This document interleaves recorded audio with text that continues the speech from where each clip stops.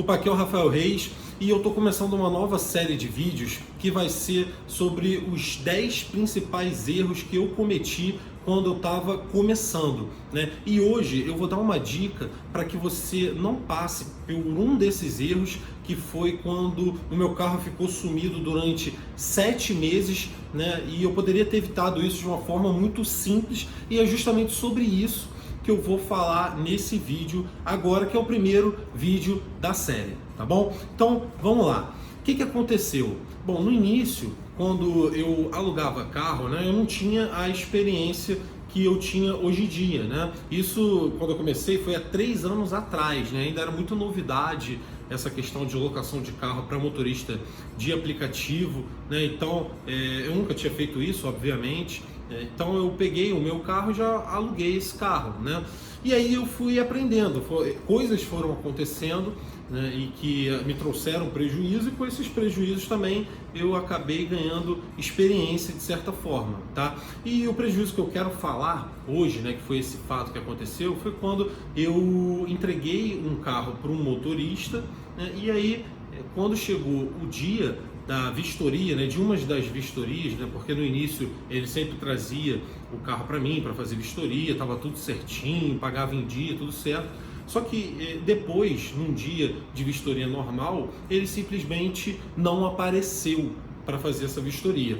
E aí eu entrei em contato com ele para saber o que estava acontecendo, né? E ele não me retornava, né? E isso se perdurou, né? Continuou acontecendo por mais algumas semanas no início, né? E nada, eu tentando entrar em contato com ele, eu tinha o telefone da família dele, né? Do pai, da mãe, ninguém sabia o que tinha acontecido com ele, tá? E aí acabou que isso continuou durante 7 meses, tá bom?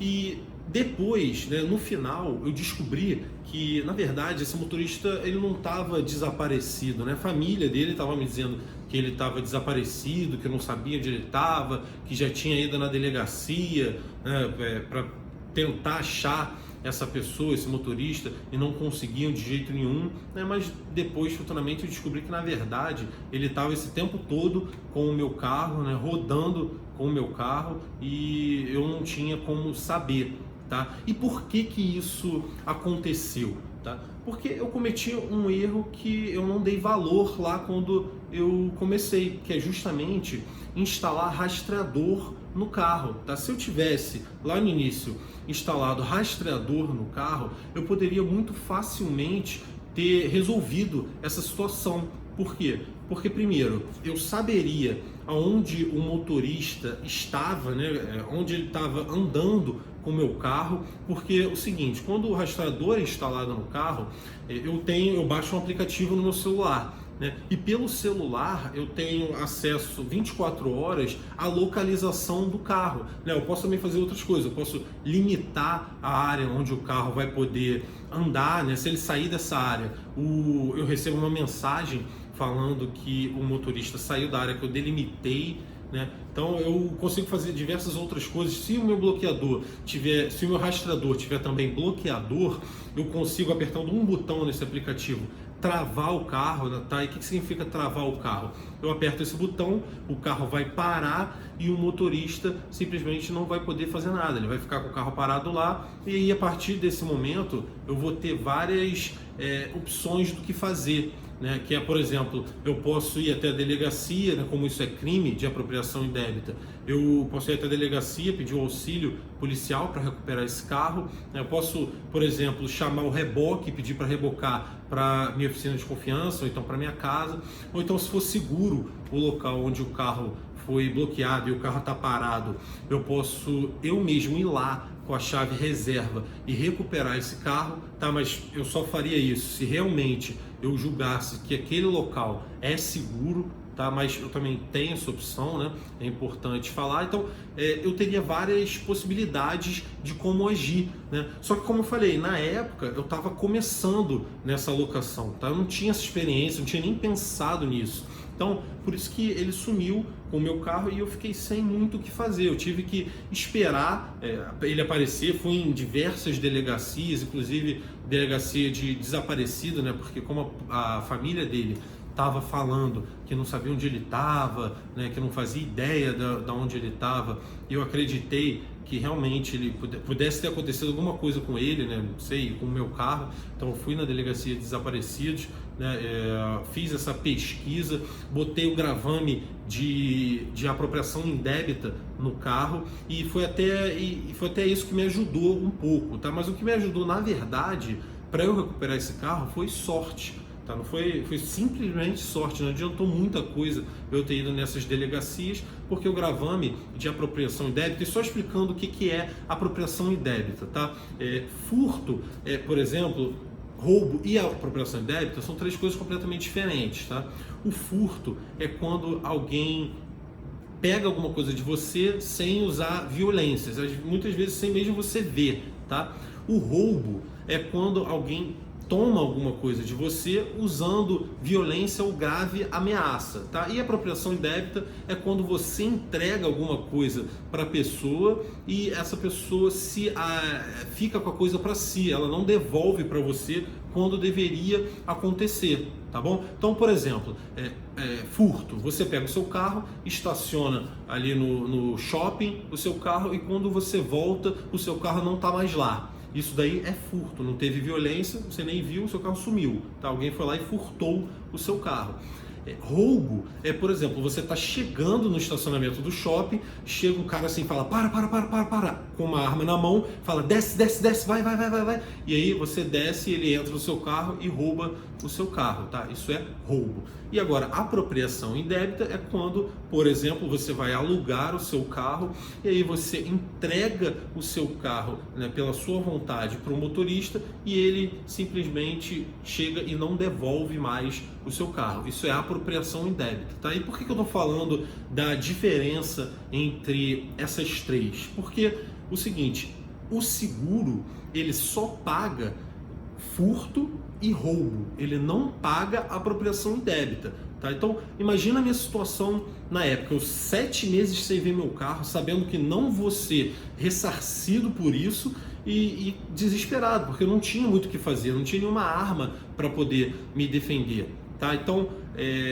por isso que esse momento, esse primeiro erro me marcou muito, né? E por isso que com esse erro eu consegui aprender a como nunca mais ter a chance disso acontecer, né? De eu ficar com meu carro 7 meses e não ter absolutamente nada o que fazer, tá? E por que eu falei que foi sorte? Só voltando, porque eu dei esse resumo para que você possa entender essa diferença. Por que eu falei que foi sorte? Porque o meu carro só foi recuperado porque o motorista bebeu e foi parado numa blitz, tá? Então só por isso que eu consegui recuperar o meu carro, porque senão talvez eu tivesse até hoje sem esse carro, tá? Então, como isso aconteceu, como ele foi parado numa blitz, eu fui avisado que o carro foi para o pátio, né? Que o carro foi para o reboque, e aí eu consegui fazer a recuperação. O reboque não foi rebocado, foi para o pátio, né? E aí eu consegui fazer a recuperação desse veículo, tá? Então foi por isso. Agora, o que eu poderia ter feito, né? Como é que eu poderia ter evitado isso? Eu já falei, com um rastreador que tivesse um bloqueador. Por quê? Porque imagina só, se um motorista, né, eu alugo o carro para ele recebe, começa a dirigir, meu carro tem dessa vez rastreador com bloqueador, e aí ele simplesmente chega um dia e não devolve meu carro, não fala nada. O que eu faço hoje em dia? Eu acesso ali o meu rastreador pelo meu celular, vejo ali onde ele está, espero ele parar numa rua ali mais segura, mais tranquila, tá? E aí vou lá e com um botãozinho eu já bloqueio o carro. Com o carro bloqueado, ele não vai poder fazer nada, tá? Ele vai ficar lá e aí eu tenho aquelas 3 opções para fazer, que é justamente pedir o auxílio da polícia, chamar o reboque ou eu mesmo ir lá com a chave reserva e recuperar, tá? Então hoje em dia, por mais que isso seja muito mais difícil acontecer, se acontecer eu tenho ali já um procedimento, né? Eu já tenho armas para me defender nesse tipo de situação, tá? E por que hoje em dia é mais difícil de acontecer? Porque é o seguinte, o rastreador ele vai me proteger caso isso aconteça, né? Eu tenho uma arma para me proteger depois, né? Mas por que hoje em dia também isso é muito mais difícil que aconteça?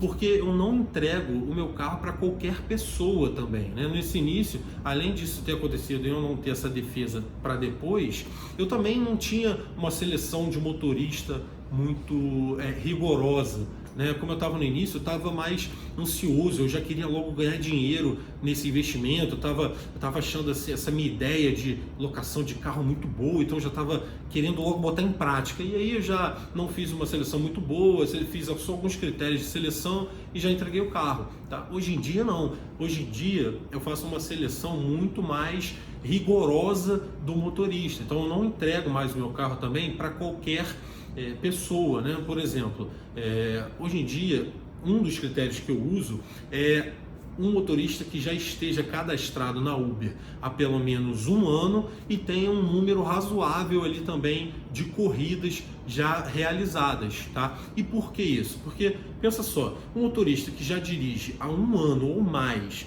já tem, sei lá, mais de 2.000, 3.000 corridas realizadas, né? Qual a chance dele ser um estelionatário que só quer ali alguém que esteja anunciando um carro para pegar e não devolver mais? O cara já está dirigindo há um ano, já tem mais de 2.000 corridas. Um estelionatário não se daria o trabalho de se cadastrar na Uber, dirigir por esse tempo todo aí, só para ter essa possibilidade, né, essa oportunidade de pegar o carro e não devolver, né, de fazer essa apropriação indébita, tá? Então, só esse critério ele já reduz muito esse risco de isso acontecer, tanto que depois que isso aconteceu comigo no início, eu pensei nisso do rastreador, botei em prática essa questão do rastreador mais bloqueador e também estabeleci nesse meu procedimento essa forma mais rigorosa de selecionar o motorista, né? Então, hoje em dia isso não acontece mais comigo, nunca mais aconteceu. Aconteceu só uma vez só, mas nunca mais aconteceu. Por quê? Porque agora eu me protejo antes também para reduzir o risco disso acontecer e também me protejo depois, tá? É que nem aquela analogia da chuva, né? Que é o seguinte: se você vê que está nublado, né, tem chance de chover, mas mesmo assim você sai sem um guarda-chuva na mochila. Se chover, você vai se molhar. Não adianta, você está sem guarda-chuva, optou por não levar. Você até tem solução depois para parar de se molhar? Tem, você pode sair correndo ali para uma marquise, você vai ter uma opção, né? Agora, se você vê que vai chover e você já bota o seu guarda-chuva na mochila antes de sair de casa, se chover, você simplesmente vai pegar ali seu guarda-chuva, vai abrir e pronto. Tá? Você vai ter ali a sua proteção, você já vai estar protegido porque você já estava preparado para isso. Tá? E eu estou falando isso também porque isso é um erro muito comum das pessoas que estão começando a alugar carro, né? Que veem a rentabilidade desse negócio e já ficam muito animadas, muito deslumbradas e acham que alugar carro é simplesmente ir lá anunciar na OLX que você vai ganhar dinheiro e todo esse dinheiro vai para o seu bolso, é a maravilha. Não é bem assim, né? A alocação de carro, ele é um investimento, né? Alugar carro para motorista da Uber é uma coisa muito lucrativa, tá? Porém, é uma coisa que tem riscos, né? Como qualquer outro negócio, tá? É um negócio que ele vai entrar muito dinheiro no seu bolso, mas se você não tomar cuidado, o dinheiro também vai sair em forma de prejuízo. Por isso que é importante você saber se proteger antes, né, de você entregar o seu carro para o motorista e já estar preparado para se proteger também depois, caso alguma coisa venha a acontecer. E esse exemplo do guarda-chuva, ele se adequa perfeito nessa questão da locação, porque se você já estiver preparado antes de entregar o seu carro para o motorista, se alguma coisa, a chance de você ter problema é menor, mas também depois, se chover, né, se o problema acontecer, você tem uma marquise para ir, para se proteger, para não se molhar, que é justamente o rastreador. Você vai estar preparado ali para apertar um botãozinho, o carro está bloqueado e aí você vai poder fazer a recuperação desse carro, tá? Então, essa questão do rastreador é importante, tá? Muitas pessoas não botam rastreador, muitas vezes, além de botar o rastreador errado, elas simplesmente, muitas vezes também nem botam rastreador porque acham que não é importante botar rastreador no carro, tá? E eu queria mostrar com esse vídeo, né, justamente foi um erro que eu cometi, como é importante sim, porque o rastreador é uma das defesas que você tem que ter na sua locação para que a sua locação seja mais segura, né? Seja bem mais profissional, para aí sim você ter essa opção de ter um investimento lucrativo, né? Essa opção, nossa possibilidade de ter um investimento lucrativo e não ganhar todo o dinheiro que você vai ganhar e ter que tirar também para pagar uma despesa, tá? Agora, quanto custa você botar um rastreador no carro? É muito caro? É um negócio absurdo? Vai diminuir muito o lucro da sua locação? Não, tá? O rastreador é uma coisa muito barata e tem vários tipos de rastreador também, tá? Eu pago R$ 59,90 por mês pelo rastreador. O meu tipo de rastreador é um rastreador de empresa, ou seja, é uma empresa que instala o rastreador no meu carro, tá? E eu só não me preocupo com mais nada. Ela lá vai me disponibilizar um aplicativo, vou acompanhar tudo pelo aplicativo e vou ali só acionar o bloqueio do carro caso seja necessário. Só que existem várias formas de você botar rastreador. Tem essas empresas especializadas que instalam, né, cuidam lá do funcionamento do aparelho, te fornecem aplicativo. Mas também você pode, por exemplo, comprar o rastreador na internet e aí você mesmo cuida do funcionamento, ou seja, esse rastreador de internet, ele funciona com um chip de celular, né? Então você tem que ficar botando crédito nesse chip, porque senão ele bloqueia, tá? Assim, eu já botei esse, já testei, eu não gostei, até porque o chip de celular tem alguns locais que perde o sinal, então acaba que o rastreador para de funcionar por algum período e não dá para arriscar nisso, porque esse período pode ser um período crucial, tá? Além de que você compra na internet, tem que contratar uma outra pessoa para instalar no seu carro também o rastreador, então acaba que não é mais barato mensalmente, mas é bem mais caro para você instalar, né, mensalmente, porque para você botar crédito você pode botar só R$7 no chip, então você não vai gastar muito mensal, né? Mas a funcionalidade é pior, eu achei pior, e também dá muito mais trabalho para você instalar no seu carro esse chip, tá? E uma outra forma também de rastreador que algumas pessoas também colocam achando que tá bom, que é o ideal e que é mais vantajoso, na verdade não é o rastreador que o próprio seguro fornece para você, porque tem seguro que fala o seguinte, ó, a gente bota aqui o seguro no seu carro, a gente faz o seguro no seu carro e a gente também disponibiliza rastreador e está incluso, você não vai ter que pagar nada por isso. Só que tem um problema aí, que esse rastreador do seguro, na grande maioria das vezes, você não tem acesso ao bloqueador do carro, tá? O seguro, ele pega esse poder de bloquear o carro para ele mesmo, tá? Então, você vai ter que ligar para o seguro para pedir para bloquear o carro, ou simplesmente eles só bloqueiam se você apresentar um boletim de ocorrência para eles. Então, não serve, não funciona na prática. Por quê? Imagina, você viu ali que o motorista está andando com o seu carro na rua pertinho de você, numa rua muito segura, né? E aí você decide bloquear o carro naquele momento. Se você não puder bloquear o carro imediatamente, se você tiver que ligar para a seguradora ou até já ter o BO ali em mãos, etc., você pode perder aquele momento bom, tá? E o motorista ir para um lugar mais perigoso, e quando a seguradora bloquear, tá num lugar ruim de se fazer a recuperação, tá? Então,